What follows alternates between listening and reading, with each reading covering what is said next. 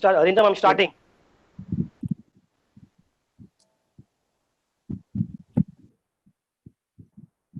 Okay. Good morning, friends.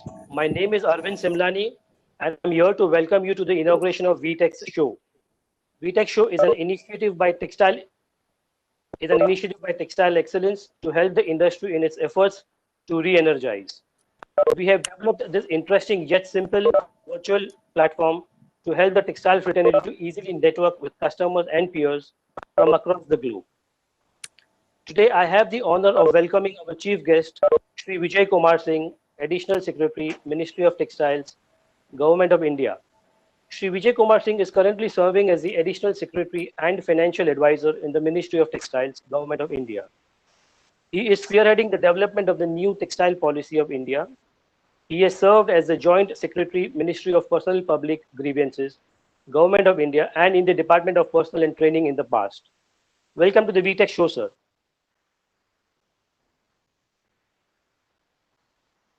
Thank you very much for inviting me to this show.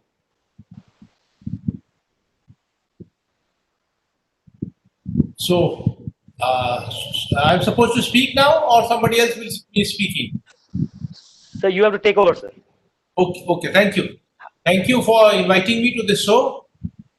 In this time of pandemic, this is a most appropriate way to organize the textile exhibition or textile fair sort of thing. It's in fact, the new difficulties and new problem creates new solutions.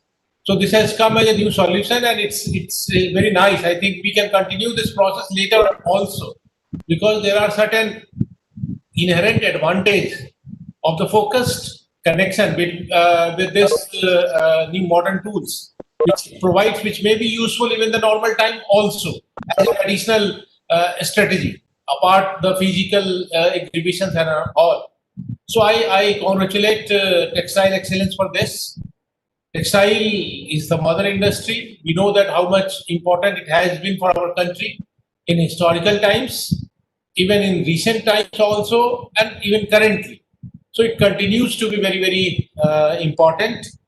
And not only it meets the of human, but it helps the country to do well economically also by providing large number of employment, and that too in the prioritized section of the society, which is so women friendly sector, at least in the downstream processing industry where made up or apparel is made. So there is need for taking this industry forward to a newer level, to newer thing.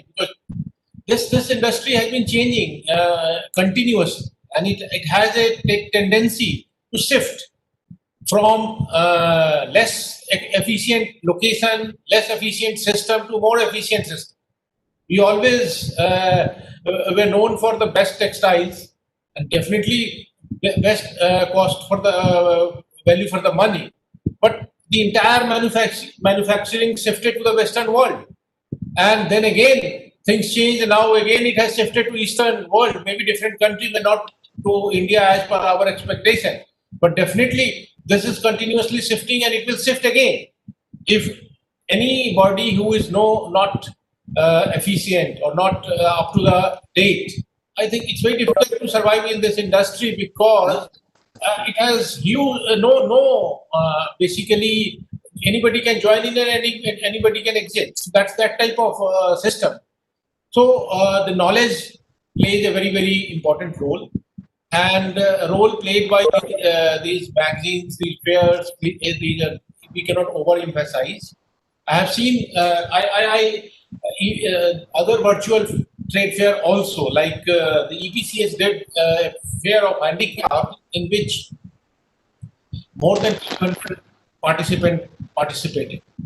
So we can have a large fair, virtual fair, and textile also. It's very easy if we have right type of manufacturer and right type of buyer involved, interconnected. So this can. So I wish that the next edition of your fair will be much bigger and all.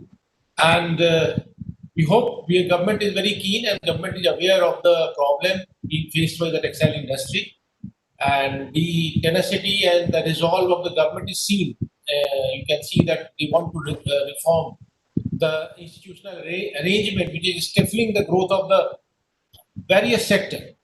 So definitely things are visible. So much more will be seen in coming months. So I just want to say that and wish all the participants a very fruitful exercise in participation in this virtual trade fair, and wish the organizer best for another person, a bigger fair, a larger thing. Anything, if you have anybody has any query regarding anything specific, then I will be happy to interact and answer those queries also. Thank you very much, as far as possible. Thank you very much. Thank you. Thank you very much, sir, for the encouraging words. We now request you to officially announce the opening of the VTech show, sir. Yeah, I'm very happy and pleased to announce the opening of VTech's virtual trade fair. And I will love to see what are the exhibitors who are there and what are the products which have been exhibited here. Thank you.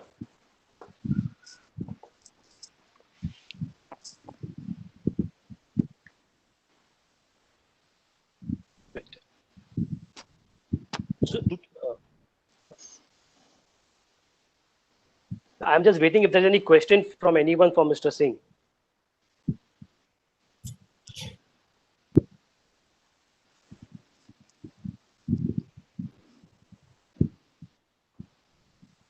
Okay, then we'll proceed further. We'll proceed further. Today we have planned a short council with the theme, is the momentum picking up? We have industry stalwarts over here to answer the questions and to discuss on the matter. I believe the industry is picking up, the momentum is picking up. Just a couple of days back, we had the news that Zara has announced a USD 254 million second quarter profit against a loss of almost double the amount in the previous quarter. So this shows that the momentum is picking up. To take forward the issue, I request my colleague Reena Mittal to please take it forward.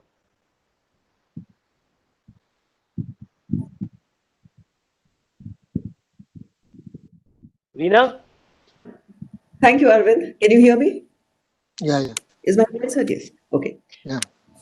Thank you very much, Arvind. Good morning, everyone. Good morning, Mr. Singh. It's very nice to have you here and before inaugurating the show. You had said you wanted to know what kind of. We've actually covered the entire textile value chain here in the VTech show here.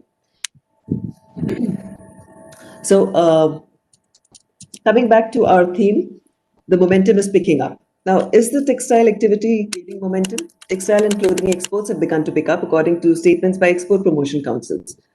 In the domestic market, retailers are more upbeat about sales as the festive season begins. Textile companies are bringing back workers to the factories. There is a clear shift in sourcing away from China. Bangladesh, to remain a strong player, needs to put in a lot more effort. Vietnam does not boast of a complete textile value chain like India.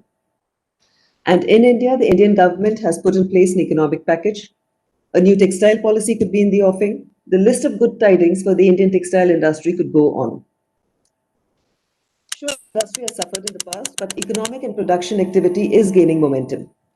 Given the unprecedented situation, how can the industry continue to increase its economic activity? To dwell on this, we have with us Mr. G.V. Aras, Director, AT Enterprises. Mr. Aras is a stalwart of the textile technology industry, much loved and respected in the industry. Welcome to our show, Mr. Aras. Thank you. We have with us Mr. Sanjeev Bhartia, Marketing Director, Dhanesh Weaving. Mr. Bhartia has been creating a storm around hemp textiles. He is also a consultant to some reputed companies in the polymer industry. Well,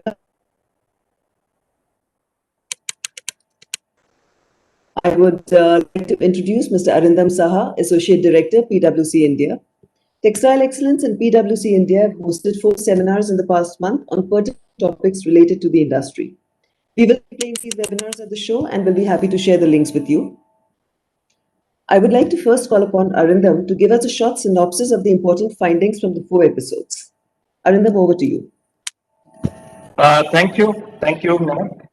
So, first of all, thank you very much to Textile Excellence for inviting me to share the e-screen with all of you, all the stalwarts who are present here. And with all due respect to them, let me answer the question posed to me.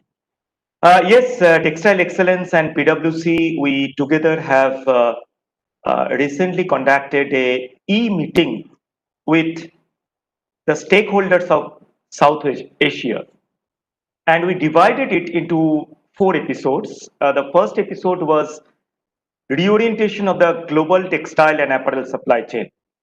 So what we understand when we are discussing with the global brands, that most probably they are looking at hedging their geographical risk.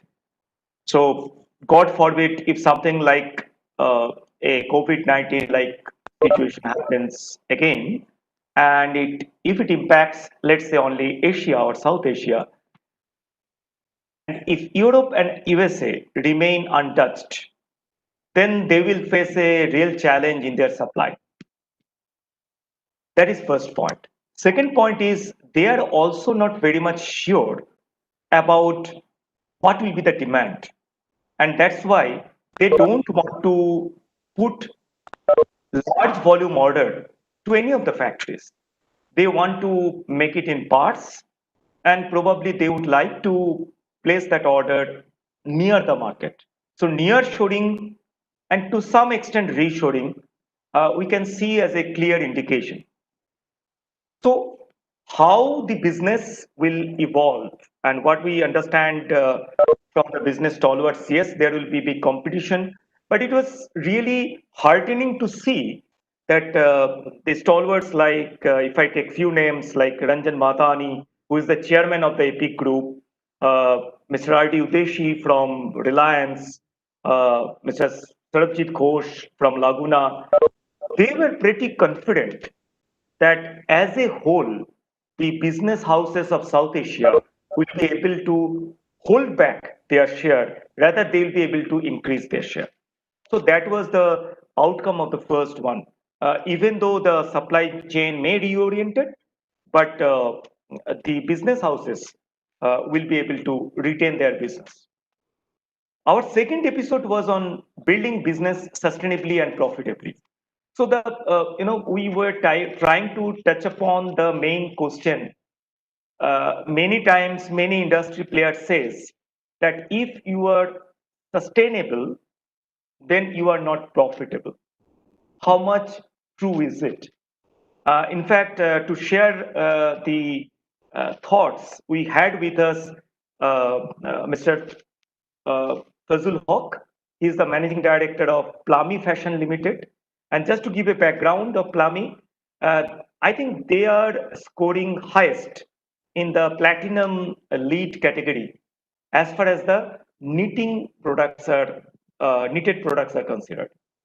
So what he said, and I will take inspiration from his thoughts, that everything to do everything in sustainability, it doesn't cost hugely. It is many times it is about the innovation, it is about the ideas, and he gave many interesting examples, and you can see it in the YouTube video. It is publicly available. He also mentioned that yes, it was challenging for him to push it to the buyers that I am giving you the most sustainable manufacturing system, so you need to give me some premium. But slowly it has been developed, and he says it finally pays back, and it was really heartening to see. People also emphasized a lot on the social sustainability part of it. So till now, I think we were talking much about the environmental sustainability, but he also stressed on the social sustainability part. Our third episode was on technology. So the theme was improving profitability using new age technologies. And what we understood from our speakers, that firstly, the use of digital technology will really increase manifold in our manufacturing industry. And it was really heartening to heard from Mr. Harish Chatterjee, the Vice President of Raymond, that Raymond is already adopting many of such digital processes. It was also emphasized that there will be a lot of process automation. And here probably I would like to bring attention of all the machinery manufacturers and the suppliers that the industry has sounded that there will be many more process innovations. So I am not sure how much capacity addition will be there in coming, let's say, 3 years.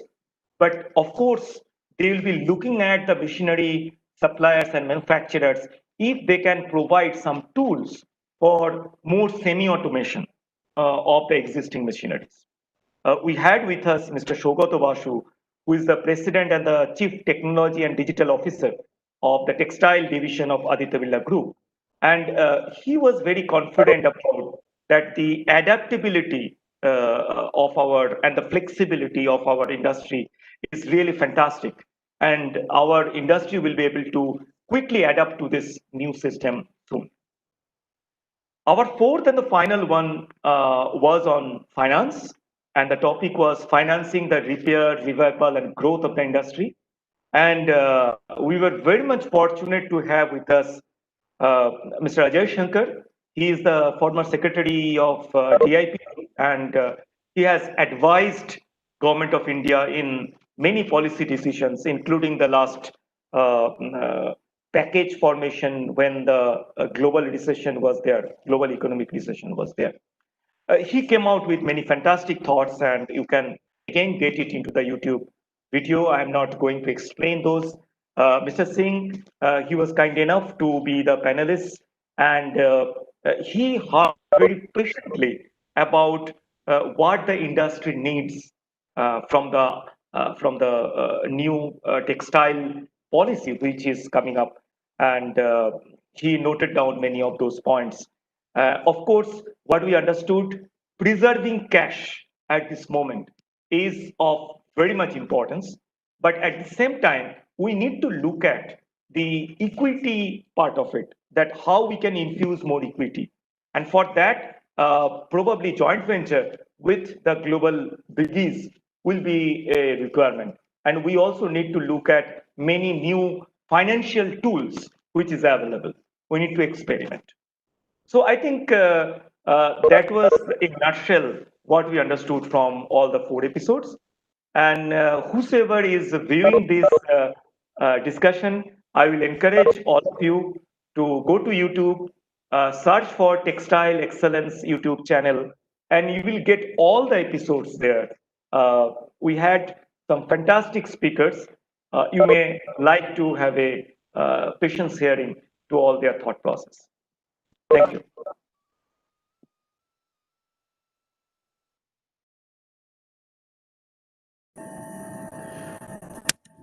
Thank you so much, Arindam, for effectively compressing an 8-hour discussion into 8 minutes. Coming to you, Mr. Aras, given this background, tell us about your experience in the last few months of lockdown. And do you see green shoots in your business now? And also, how will this pan out in the coming days for technology supply? Dina, and first of all, I want to thank Textile Excellence for inviting me. I think as everyone knows, the technology suppliers are always last in the value chain to get the positive effect. So we are, of course, waiting for our turn. However, the momentum has already begun, which is quite, visible. Especially since last couple of months, I would say from the month of July, there has been a good turnaround, and the confidence of the industry is definitely much better than what it was immediately after the pandemic started, when everybody was pessimistic. However, I think if you look at the industry today, the workers, the laborers who have left and the industry which was left high and dry, most of the workers are returning back. The industry has reached a level of about 60 to 70% on an average in capacity utilization. And some of the segments of the industry, especially the home textiles and that too, sheeting and terry tiles, are doing very well. The orders flow from US have started. Most of the good players are already booked till end of this year, and this has a very positive, effect on the back processes or the value chain. It has gone up to spinning now. So quite obviously, spinning people also have started with a bigger, higher capacity now. Margins are better, and I think it is showing good, headwinds for weaving processing also. In a nutshell, I'm quite hopeful that with the festive season coming now, the things will pick up. The only sector which has been lagging is apparel, and quite obviously because in retail, the physical retails, I think there are not the footprints as expected in the shops because people are still quite bit scared to get into. And therefore, this is one area, and exports of apparel are also not picking up. However, I'm quite hopeful that the way the industry is picking up the moment with the lead taken the sheeting and terry tiles. Also, one more segment which is really doing well is technical textile, and which was to larger extent unaffected due to pandemic because a lot of geosynthetic government infrastructure work was already on during the lockdown period. The technical textile people have received very good orders from abroad. One more segment which will continue to do well is, of course, the medical textiles or the hygiene textiles. And India has done a wonderful job in fulfilling the gap of requirement of PPE kits and masks, etc. And now with the exports allowed, I think this industry will sustain, I think, the growth momentum in the future. As far as technology players are concerned, of course, I think we have started getting business. We have started getting orders. It's not that we are left high and dry. The momentum has just begun from last month, and I'm quite hopeful that this will continue. There is a short-term pain for sure for our industry, but I'm looking at a larger picture that India will ultimately a beneficiary of the present situation. There will be a long-term gain for India in terms of gaining higher market share in the world market. In spite of a lot of shortcomings, I know that if you compare with competing countries like Vietnam, Bangladesh, Sri Lanka, Indonesia, we have a lot of hurdles, But with the support from the government, support from the textile ministry, and also renewed, enthusiasm of the industry, I think if all the value chain players work together, I'm pretty sure that India will definitely a bright spot in the world market in the days to come. And therefore, I think the technology players like us also will get immensely benefited over a period of time. So we have to show a lot of patience. And according to me, for the machinery industry, might be the turnaround will not be in this year. It might come somewhere around, first or second quarter of 2021. So overall, I'm quite optimistic, of course, for textile industry and also for the textile machinery industry. Thank you. That's really encouraging to know, sir, that there is a light at the end of the tunnel. Mr. Bhartia, for Dhanesh Weaving, hemp has been the savior during the pandemic. How do you see the situation panning out for you and for conventional textile manufacturers?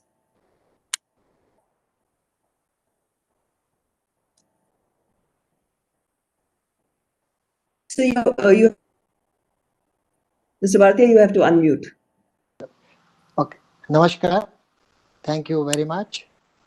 I'm here to discuss how hemp, a cannabis sativa plant family, turned out to be a lifesaver, a game changer.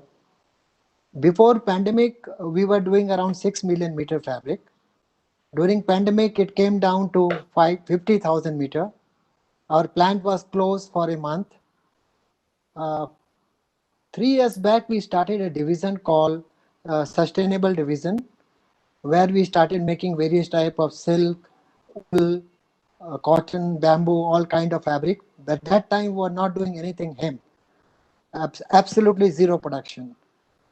I would like to narrate an anecdote, which was perhaps a game changer for us. Chamber of Commerce, Bangalore, invited me to attend a seminar. It was also attended by Chief Minister of Uttarakhand, and I had a meeting with them. They invited me to Uttarakhand. Fortunately, that time they were doing a lot of hemp cultivation. Fortunately, I could not meet them, but that meeting set the ball rolling, and we introduced hemp products in our collection. After that, there was no looking back. Initially, we were only concentrating on domestic market, but we started exploring the possibility of export also. So my visit to USA in the month of March was again a game changer. I was stranded there for 5 months, and I used this opportunity to explore the market. I strongly feel that there is a opportunity in every crisis, the crisis what we are having right now. So in USA, they are growing hemp in a very big way. They are, they are very passionate about it, and but there was hardly any manufacturers who are doing hemp fiber, hemp yarn, or hemp products. So when I showed our collections to them and we talked about them, they lapped up our products. They were very happy about it. They never knew that somebody is doing as extensive hemp product as we are. And we have collaborated with many companies in USA. And today we are into hemp fiber, we are into hemp yarn, hemp fabric, and various other products. Again, a game changer for us when we introduced technical textile, needle punch fabric in 100% hemp space, and also we are doing hemp wool, hemp silk, hemp bamboo, and various other blend in needle punch. That is technical textile. Weaving was always our forte, always. But we also got into knitted fabric and started making various type of product out of knitted fabric. It was a part of our strategy. We have tied up with many good companies in India to accelerate our production. We are right now doing various type of product like doing yoga mats, rugs, yoga pant, laptop sleeve, mobile cases, garments, carry bags, t-shirts, various type of product. We are really striving to become one of the topmost company in the world in hemp space, and we are really working hard for that. You see, there was a general perception that hemp is a kind of very, it is not a very fine fiber, it is very coarse fiber, and it cannot be used for all the product. It was mainly used for ropes and blah, blah, blah. But we changed the whole perception. We are making some beautiful products out of hemp, and it is well accepted not only in America. We are doing business in South America. We are doing business in Australia, New Zealand, Canada, and various other places. We are also launching the product in India after 1 month in a proper way, and we are also going for online marketing. So my idea is talking here that because of our innovation, everything is changed. The pandemic is rather a blessing in disguise for us. Why? Because we changed the course and we are very happy about it. It is like cracking a code, to stay relevant. And I think we are doing extremely well. And because of our innovation, it's like turning ugly duckling into beautiful swan, So I just seek your blessings, good wishes. I think we'll do very well in the coming year and coming month, Thank you. Thank you very much, Mr. Bhartia. Mr. Singh, Thank you very much. Mr. Singh, taking a leaf from Mr. RS's observation that textile machinery could be the last to recover in the value chain, my question to you is, textile machinery is an important component for the industry more than ever. This segment falls under a different ministry. So how can the textile ministry support textile machinery manufacturers and suppliers? It's fact that the mandate for getting these machines made in India doesn't lie with the textile ministry as such. But nobody stops you for doing something extra. Because everybody you find in organization, there are many people who will like to, if there's something there is always, there will be tough war. But something more has to be done. If somebody does something extra, nobody stops. So basically, what we have understood, the textile machinery, the way it should have been done earlier, either we may not be aware of the possibilities, or we did not look at the sector in that particular fashion which was required. So now we have a different look because we have an example also. Which what we want to do is basically, as we have an experiment now, which is a bit of success also in the medical instrument category. That AP Medical Technology Zone, they have set up a system you might never have thought that India will be able to manufacture its own CT scanner, its own ventilator, its own MRI machines, which will be 1/6 or 1/7 of the price and at the same quality which is internationally available. That's going to be happening very pretty soon. So the model is that it's not that we don't have to reinvent the wheel. We have to somehow attract those people who are making the same machine at the best quality in the world to set up their shop here and help them in reducing their costs. And that strategy we want to implement in the textile machinery field also, because we have spent a lot of money in technology upgradation fund scheme and all. But what has happened, that scheme initially allowed even the second-hand machine to be brought in. And what happened? So the country which sold their second-hand machine to us went to install the more modern, more newer machines, and we remained backward. So what was the fun allowing imported second-hand machine? So we have to take a stand. So now things will be different. So we are just working on that. You will see things rolling out soon.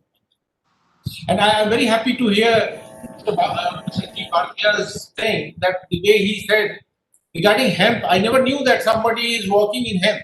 Although we are trying to take up those natural fibers which are being totally ignored at the present, at least at the government policy level, like bamboo, banana fiber, hemp, even lotus stem, and so many other fiber. So where is your facility existing, Mr. Bhartiya? Yeah, we have got factory in Mumbai, but what we have done, we are producing their fabric and also garment. But what we have done, we have tied up also with a lot of companies, and where we are making various type of product. But essentially, it is in Mumbai. It's in Mumbai. It's also in some rural area of Maharashtra. No, it's in Mumbai, Tarapur. Okay, it's basically an agricultural thing. So in the field is also in Mumbai only. No, what we are doing, we are also working in a company from South, and we are working a company like Bhagalpur, South, small rural areas. We are working many products there. In Panipat also we are doing some products there. So what we have done, apart from what we have got in Mumbai, we are also tied up with few companies. That is what I talked about. So, and cultivation is happening in the rural areas. No. So cultivation we are not doing. We are doing fiber. We are not doing cultivation for sure. The So cultivation is so what we are doing, we are buying the bast from Uttarakhand also, and from Himalaya, other regions also, and we import some bast from France also. Okay. And we are producing fiber around 50 ton per month in India. We have got a sister concern where we are doing fiber 50 ton per month. Do you think that this cultivation is viable in India? I think it will take a lot of time, because until it is done in an extensive manner, yeah, it is viable for sure.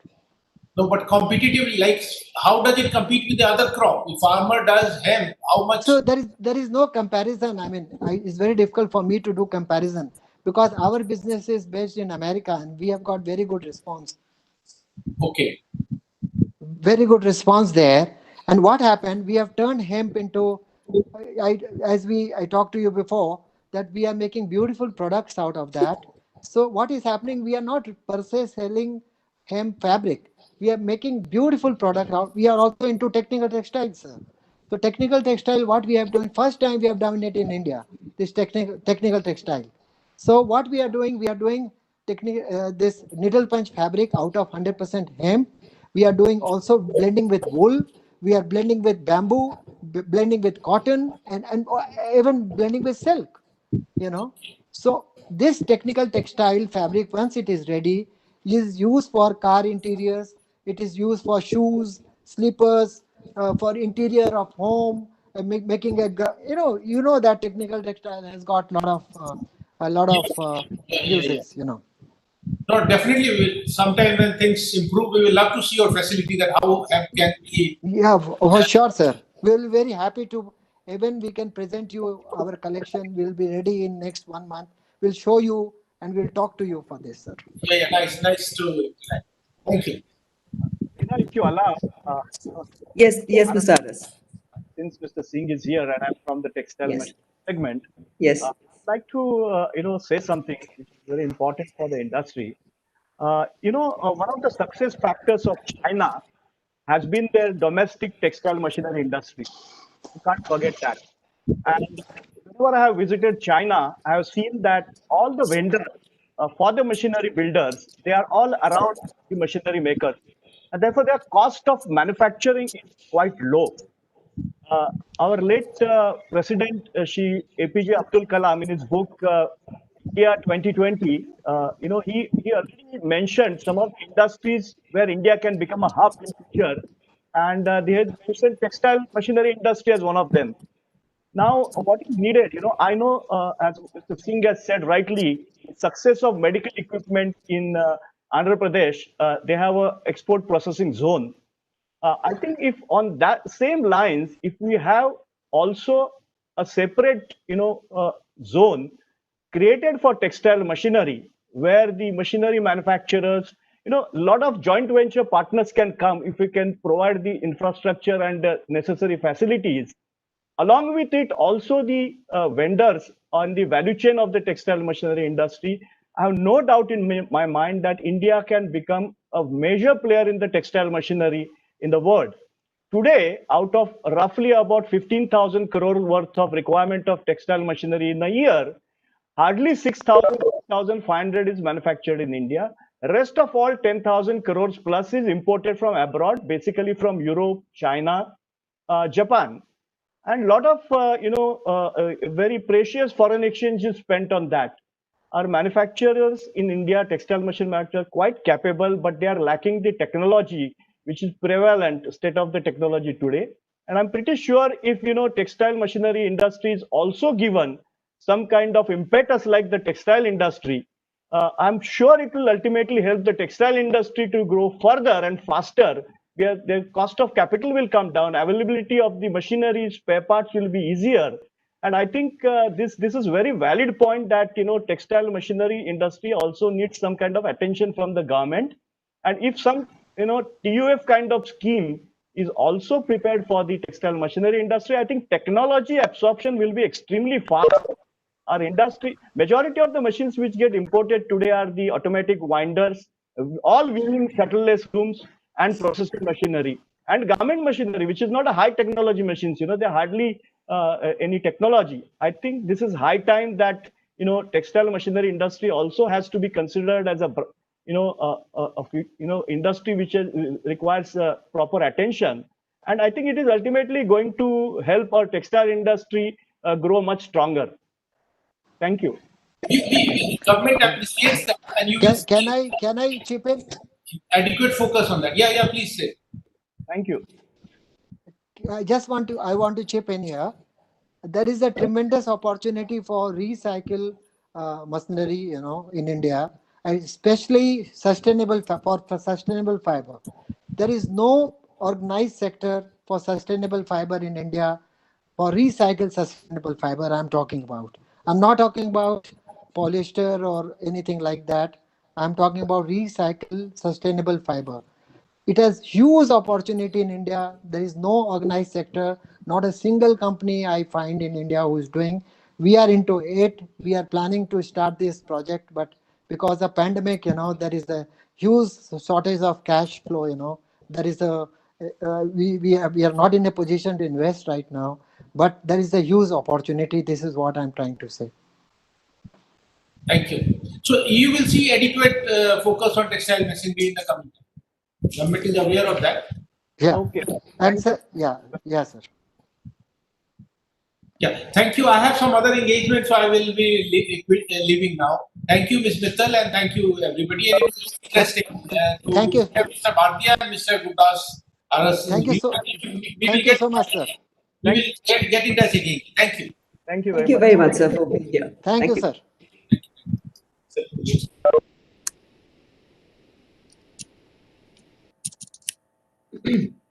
So this was an interesting discussion. Arindam, are you here? Yes. Taking the discussion back to you, Arindam. According to you, what would be the major changes in global textile and apparel trade, according to you?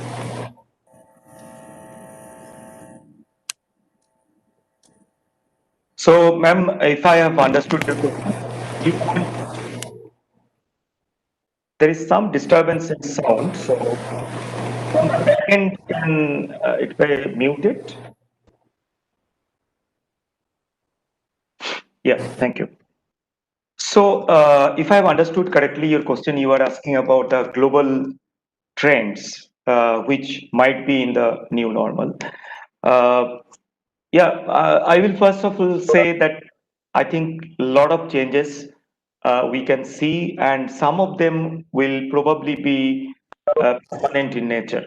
So let me try to summarize only few of them. I'm not touching all.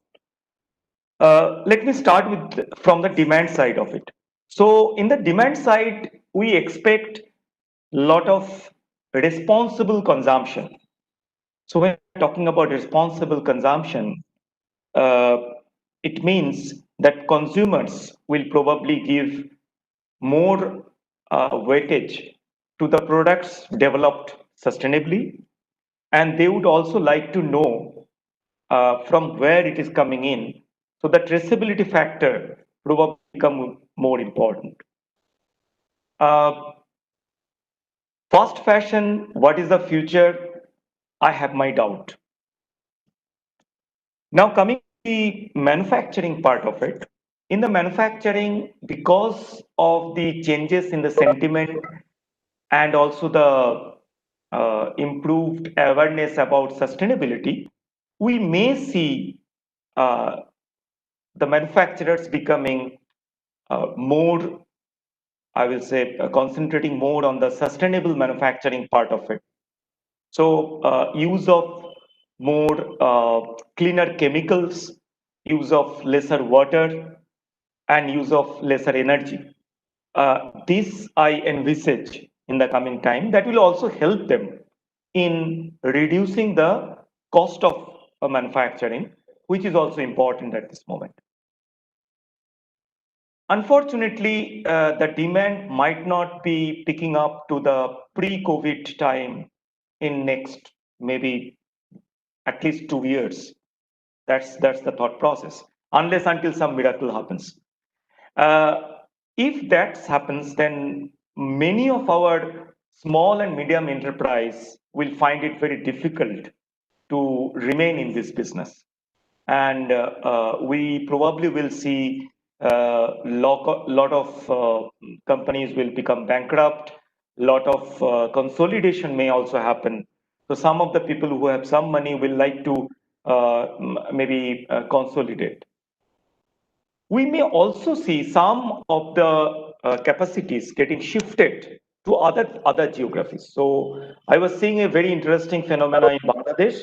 One of the manufacturer when he has understood that he will not be able to use the full capacity in the coming time, he has shifted a part of the capacity to Eastern Africa, and also he has taken the Bangladeshi workers there. Now, whether it is a one-time scenario or it will be a new thing, who knows? Next point is technology adoption. So when I'm talking about technology as adoption, I believe in both aspects. One is the digital part of it, that we will see more informed decisions. People would like to understand. They are very much cautious now about keeping their inventory. So they want to understand much clearer that what type of demand, how much demand they can expect in the coming time. And they want to use more of a digital tool to estimate that type of demand pattern, right? Rather than depending on human. They are increasingly using it for even the human resource development, for appraisal, for interviewing purpose. You will see that more and more use of this technology. Many of the non-core activity might get outsourced. So maybe finance HR will more and more it will get outsourced from the company. Uh, the other bit unfortunate, although it looks like in the first go, you know, a lot of people have already lost their job, and unless until we upskill them, they might find it difficult to get back to their original work, because I see there is a tendency of the manufacturer, and rightly so, to depend less on human, and they are trying to semi-automate or if possible automate it so that they can continue their production even if some unforeseen situation comes when it will be difficult to bring in a large number of workers into the plants. So, if I summarize, consolidation, reorientation as per geography of the capacity, responsible consumption, sustainability, digital technology, semi-automation, and upskilling. These are the few things which we see as some of the major trends. Back to you, ma'am. Thank you very much, Arindam. Mr. Aras, would you like to share your views about the changing global trade winds? Yeah. I think Mr. Arindam has covered quite well. I would like to add few more as far as India is concerned. I think today, if you see India's export basket, because we are predominantly cotton oriented, we lose a very large chunk of export opportunities in synthetics and blends. For example, many of the products like performance fabric or winter wear, India is nowhere. Even in intimate wear, India is nowhere. Now there is going to be a definite shift towards synthetic. One is government is quite supportive of it. Secondly, I think most of the industry people have realized that this is a high time that we also diversify our basket with synthetic products. And of course, with the advent of technical textiles and medical textiles, the consumption of synthetic is definitely bound to grow.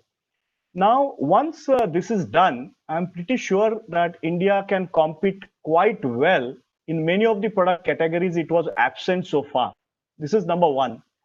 Number two, there's a great opportunity for import substitution in India. If you see, many of the fabrics in a huge quantity have been imported in India basically from China. I'll just cite few examples.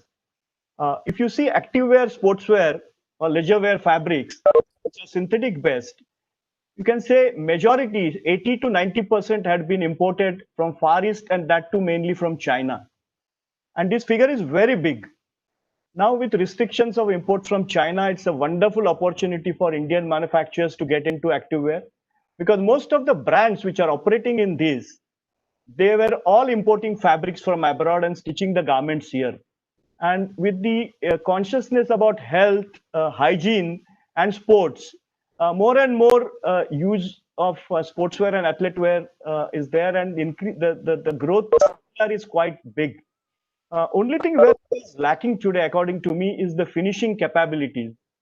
Because these kind of fabrics have a very high lycra content to the extent of 15 to 20%. And really speaking, none of our players here who make these fabrics have any capability in finishing. Once the finishing has been established, bigger players enter into it. I'm very confident that these brands will queue up to buy these fabrics for exports as well as internally. This market is very big. Second one is the baggage fabric. The baggage industry is quite big. It's growing also, except the last few months because of pandemic. It's growing quite positively. But you'll be surprised to know that 85% of the baggage fabrics get imported from China. It's another tremendous opportunity for Indian manufacturers to get into this. So there are large opportunities for Indian players, and people have to actually get out of the mindset of commoditization of their products, running after same products which are cotton oriented. I think they have to do something else, as Mr. Sanjeev Bharat said, that he has really chosen a different path, which was so far not adopted by anybody. And there is no competition like, red ocean, blue ocean. He's in the blue ocean. Yeah, for sure. Indian owners or the entrepreneurs has been to get into commodity products with lower margins because it's a low-hanging fruit. It's easy to do. I think a time has come where there has to be a paradigm shift in thinking of the investors in the textile industry and go like Mr. Bhartiya, and there are tremendous opportunities. Even if you just on import substitute products, I would say at least another 25,000 to 30,000 crores market is wide open for the Indian manufacturers. I'm only talking of domestic. Exports is another bonus. So there are a lot of products where Indian manufacturers need to look quite seriously. One more point is that, if you see the Prime Minister's announcement of Atmanirbhar Bharat and Make in India, I think textile industry is best suited for it because we are absolutely independent for the entire value chain. We don't have to look outside for anything. And a time has come that I think we have to realize our strength. And now really we have to go to all the product manufacturing where we are not present. And I think there cannot be a better time than this. Pandemic has thrown open an opportunity, number one, to get into import substitute products, and number two, to increase the global product basket. My last point is the dependence of Indian exporters is largely on the countries like United States and European Union. Now, as far as European Union is concerned, there is no FTA between India and European Union. And we lose out there because of the FTA, the preferential treatment in tariffs to Vietnam, Pakistan, Bangladesh. So the price difference in our goods and their goods is to the extent of somewhere around 6 to 9%. I don't know when the FTAs can be signed, but we should really look at a market like Japan. You'll be surprised to know that out of the Japanese exports of fabrics and garments, only 1.5% go from India. So 98.5% market is untouched by Indian manufacturers. And the only reason has been the quality. I think we are not able to cater to the demand of Japan. But I think we should freshly look at the markets like Japan, because the relationship between India and Japan is at the best today. You cannot have any other opportunity like this again. And there is an MOU recently signed between the Indian government and the Japanese government. Particularly textile products are also covered in this. I think what's very important is that what automobile industry has done, I think the quality expectations are very stringent, but we have to really, I think, change ourselves and get into an absolute quality compliance and quality, discipline in every stage of manufacturing and, also quality of the final products. I think this market is wide open for India. So if you see minutely, tremendous opportunities are at the doors of Indian manufacturers. It's only for them to change themselves, their thinking and their manufacturing processes. Take a different way like Mr. Bhartiya has taken. Innovation, I think, will be the key to the success of Indian manufacturers. Thank you. Thank you, Mr. Gurudas. Thank you so much, Mr. Thank you very much, Mr. Aris. That's a lot of opportunities for the industry. Mr. Bhartia, would you like to share your views on the changing global Yeah, trade winds? yeah. So I agree with him. That is what I talked about. We would not have survived had we not changed our product line. Had we would not have survived had we not gone into this. We had not survived had we not explored the possibilities of different market. And he rightly said we have got tremendous opportunity in Japan, and we have got best of relationship with Japanese government, you know. So we should explore new market, we should be innovative, create new product, and whatever we are doing, to be very honest with you, there is no competition, there is no price comparison.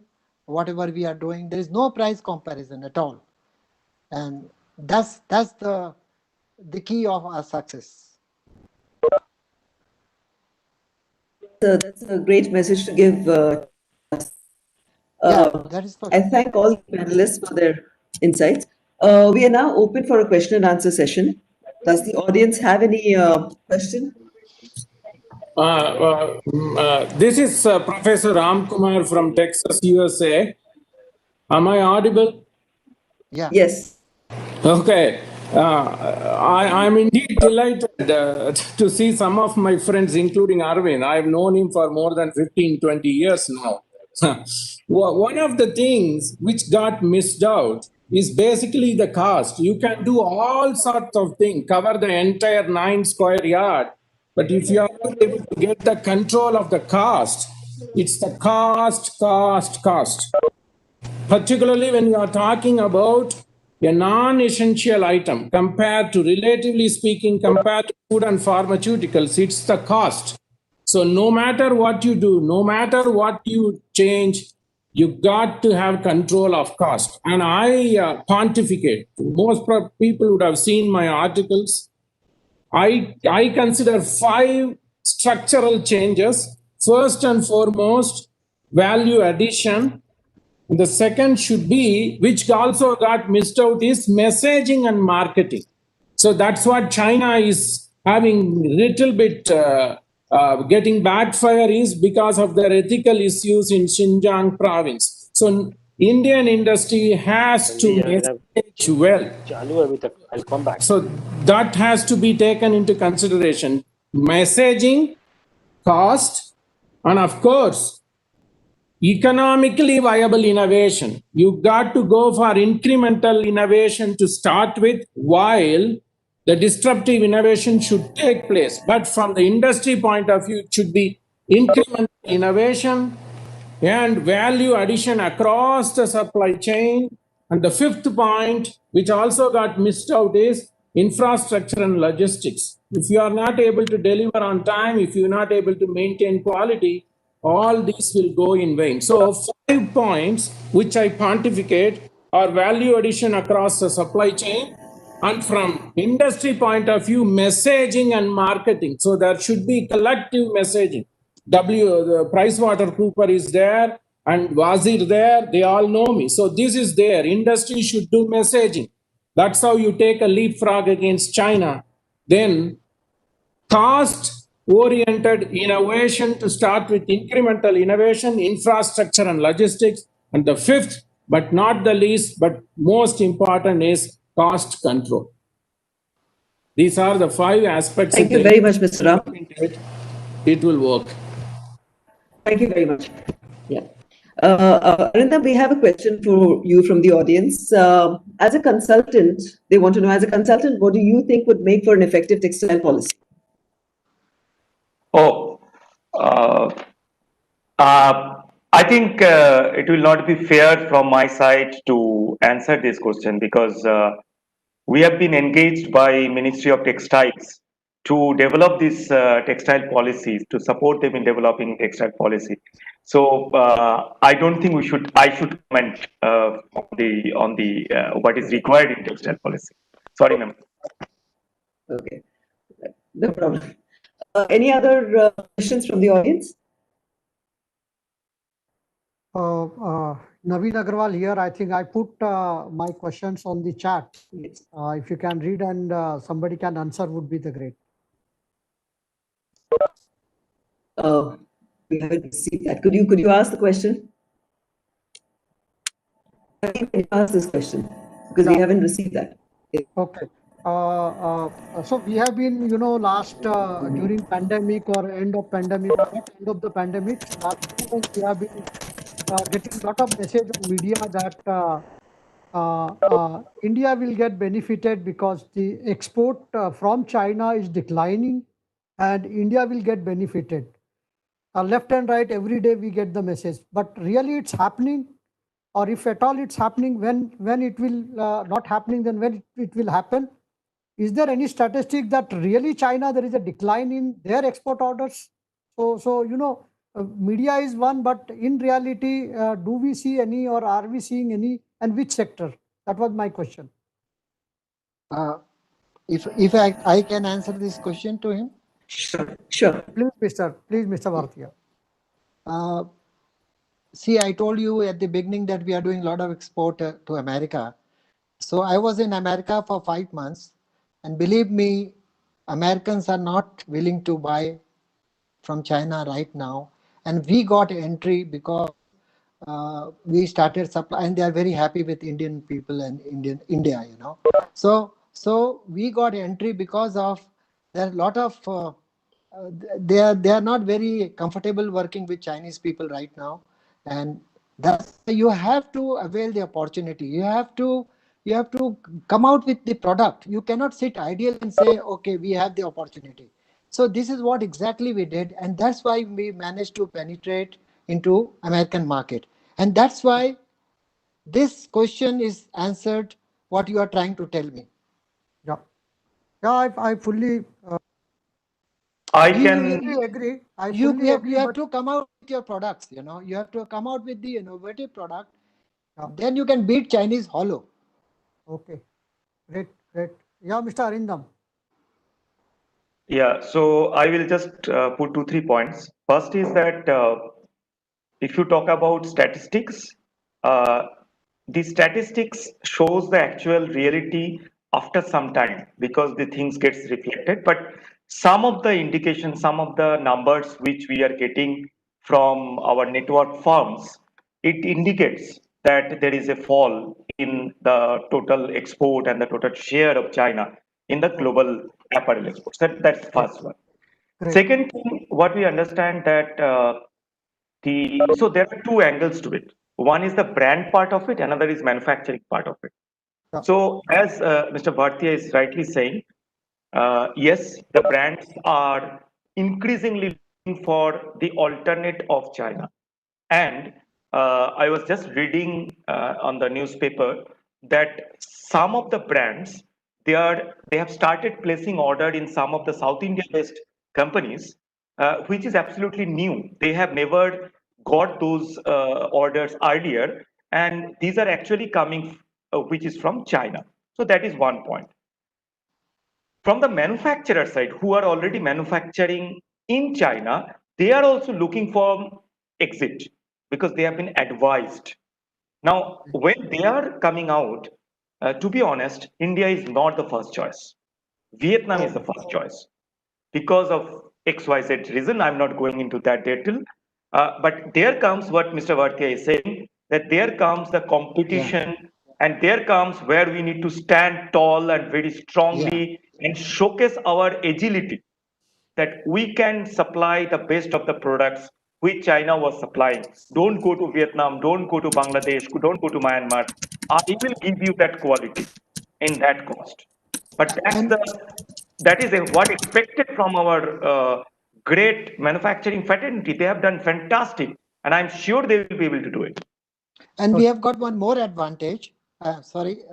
That China, they are looking for big orders, say 10,000 pieces, 20,000 pieces. Whereas we even supply 300 pieces, doesn't matter.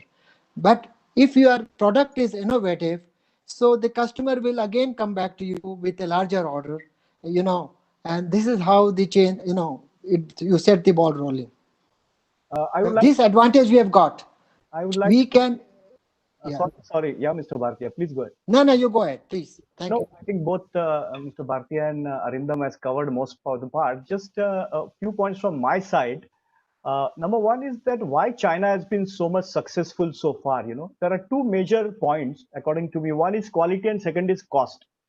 As Professor Ram has rightly said, cost is our problem. And the biggest problem is because of our logistics cost, because our value chain is entirely scattered across the country. If you see the major volume of textile which is happening in the world, it's garments or apparel. It's not other products like home textiles or anything else. Where China has dominated all these years, Vietnam has entered very successfully. Bangladesh has also gone far, far ahead of India. Now, India, if it has to really be competitive in apparel, according to me, the cost is a major factor where we are losing, and then quality also. Why we are losing in cost, I have already mentioned. I think the highest cost element comes in the apparel manufacturing. But we still have some hopes because there are still some states which are low cost states, like for example, northeast states, Bihar, Orissa, Jharkhand. All these states, if you see, the cost is quite low, and therefore some of the manufacturers are shifting their manufacturing over there. I think China always created a big, capacities. I think it's a time for India to create larger capacities in these low-cost countries. And if you compare Assam, Orissa, all these states with Bangladesh, I think more or less conditions are very similar. So I don't understand why India cannot compete. I think India can surely compete if we take care of the cost. Now, there is already a distorted value chain which we can't do anything about it. But in future, at least, I think government should really encourage the integrated units so that the cost of manufacturing is controlled and we are competitive. Secondly, also we'll have to look at our age-old, cost, land. I think these really require a fresh look from government side. I think reforms are required in this because a lot of cost is vested in all these things, and there are delays happening because of the age-old laws. I'm pretty sure. I think if the government and the value chain players work together, we can definitely, I think, compete. As Arindam has rightly said, today first choice for the buyers is still Vietnam. There are a lot of reasons, as you rightly said. It's very similar. The system is very similar to China, so switchover is much easier. The culture is there, quality culture. So India, according to me, has to make a lot of ground. But as there have been success stories in home textile, I think we can definitely repeat in apparel if we take care of quality and cost. And it's not that we can't challenge China. I'm pretty sure the buyers are definitely looking at alternatives, but India is definitely not the preference today. Thank you very much for answering. Thank you very much. Yes. We just have one question, which is how to set up a startup and how to get finances for the same. Now, this is a question which we've been hearing across a lot of platforms.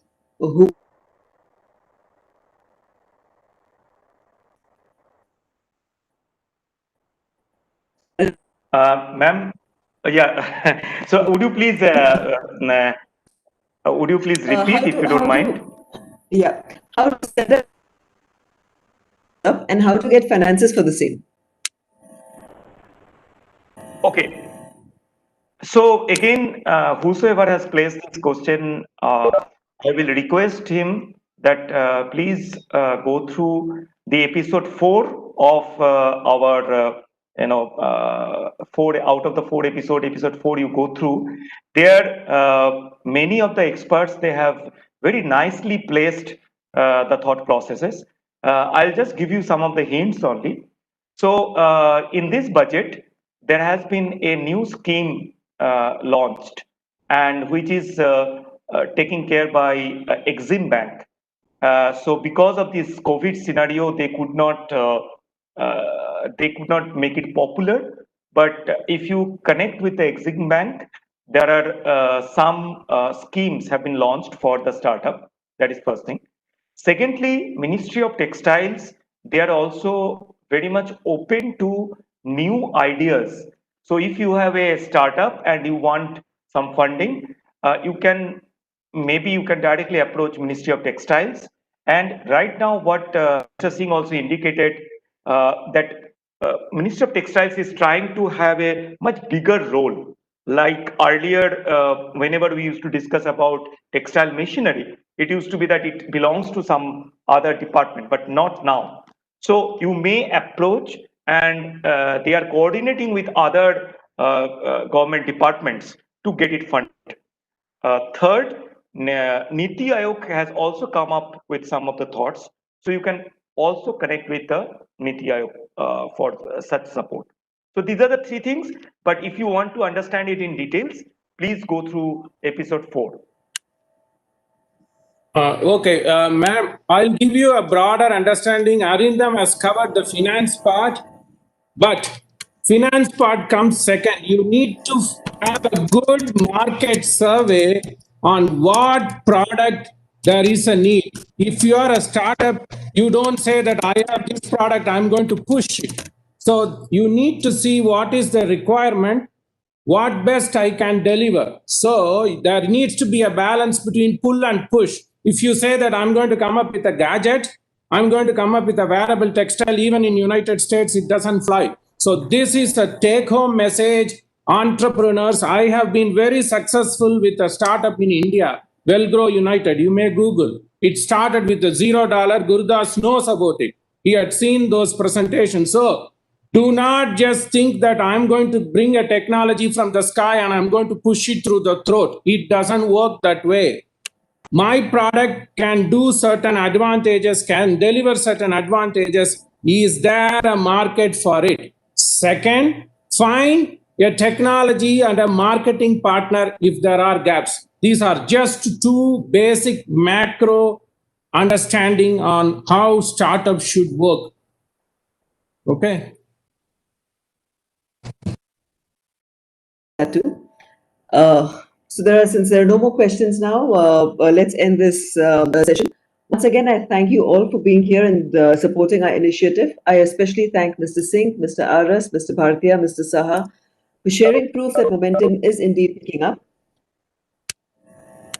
Textile Excellence wishes all of you a very successful VTEX show. Thank you, everyone. Thank you very much. Thank you so much. Thank you, Reena. Thank you so much. Thank you. Thank you very much.